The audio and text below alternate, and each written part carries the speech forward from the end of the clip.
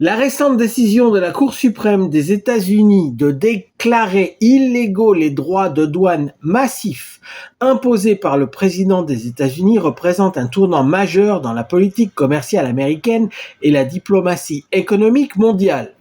En jugeant illégal le recours par l'administration aux pouvoirs d'urgence conférés par la loi sur les pouvoirs économiques d'urgence internationaux.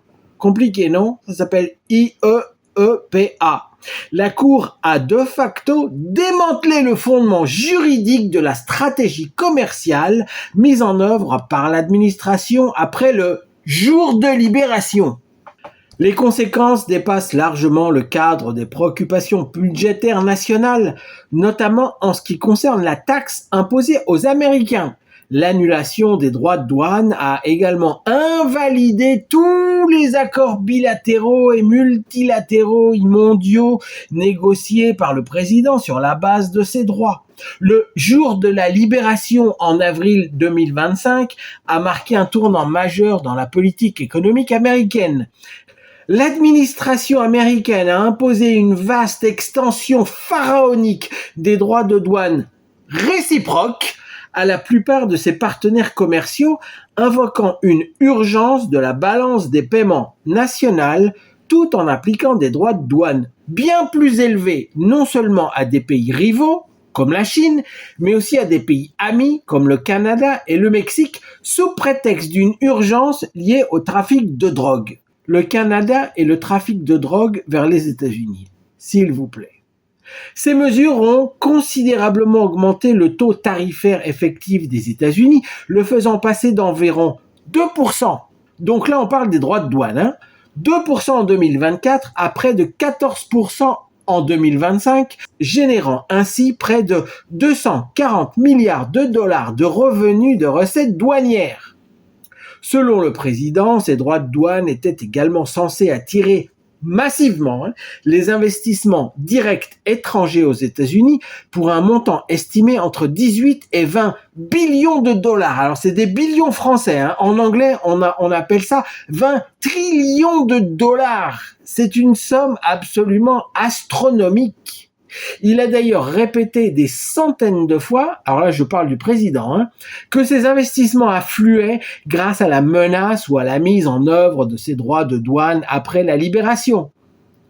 Or, à ce jour, les États-Unis n'ont constaté aucun afflux d'argent en provenance de l'étranger, seulement une taxe sur les importations payée par les contribuables américains.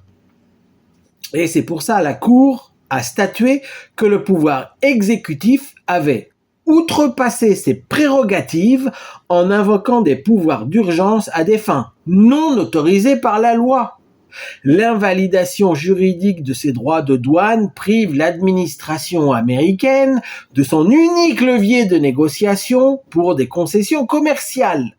Beaucoup d'accords conclus après la libération reposaient sur la menace du maintien ou l'escalade des droits de douane. Ce levier étant désormais caduc, les États-Unis ne sont plus en mesure de faire appliquer ni de maintenir ces accords, ce qui entraîne de facto leur annulation. Parmi les accords les plus importants figurent les accords commerciaux bilatéraux conclus avec la Chine. Ces accords prévoyaient notamment des engagements concernant l'augmentation des achats chinois pour des produits agricoles américains. Je crois que c'est caduc ça. La révision des dispositions relatives à l'accès au marché pour les entreprises technologiques américaines. Caduc. Et des accords informels concernant le rééquilibrage des chaînes d'approvisionnement. Caduc.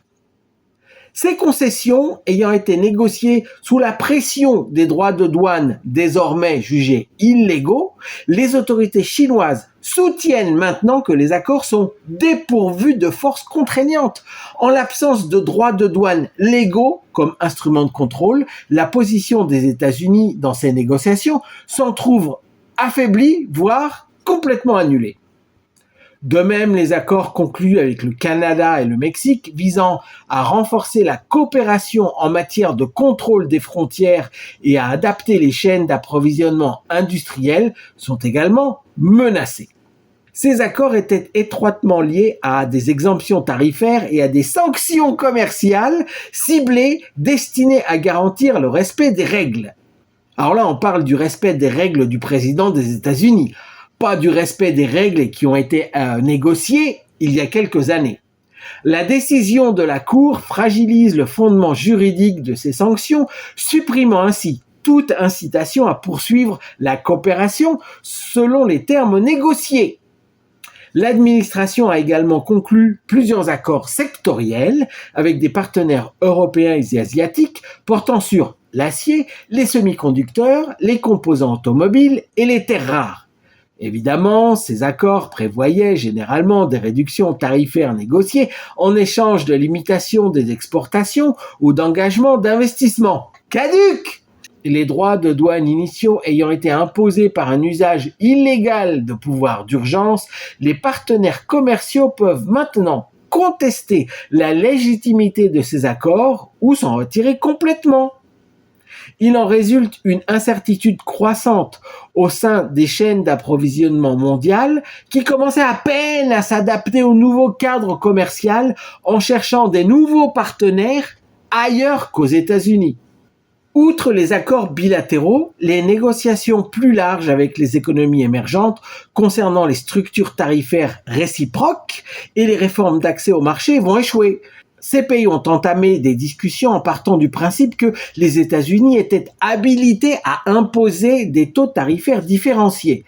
Mais la Cour suprême ayant statué que le pouvoir exécutif n'a pas autorité en matière de taxation du peuple américain, seul le Congrès peut le faire, il est clair que de tels droits de douane discriminatoires ne peuvent être maintenus dans le cadre juridiquement invoqué. De ce fait, tous ces accords provisoires sont désormais inapplicables. Cette décision entraîne également des conséquences financières immédiates qui compliquent davantage les relations internationales. Les importateurs exigent maintenant le remboursement total d'environ 120 milliards de dollars de droits de douane perçus au titre de ces tarifs illégaux. Ce processus de remboursement massif introduit une incertitude dans les finances fédérales et vont affecter les relations diplomatiques avec les partenaires commerciaux dont les entreprises ont supporté le coût de ces droits. Le défi administratif que représente le calcul et la distribution des remboursements ajoute une nouvelle source de perturbation. D'ailleurs, le président a dit qu'il ne rembourserait personne. Et bien sûr, les 20 000 milliards de dollars d'investissements étrangers seront annulés. D'ailleurs, 20 000 milliards de dollars en français, ça représente 20 trillions de dollars en anglais. C'est une somme astronomique. Est-ce que vous pouvez mettre dans votre tête la somme de 20 trillions de dollars, ou en français, 20 000 milliards de dollars? Vous vous rendez compte de l'importance de cette somme? La suppression des droits de douane américaine est un désastre total pour la stratégie financière américaine. Ce qui était censé rapporter des milliers de milliards de dollars de recettes est désormais perçu comme des milliards de dollars de passifs que le gouvernement américain devra assumer. Rappel, le passif, c'est ce que l'État doit payer. Avec quel argent ?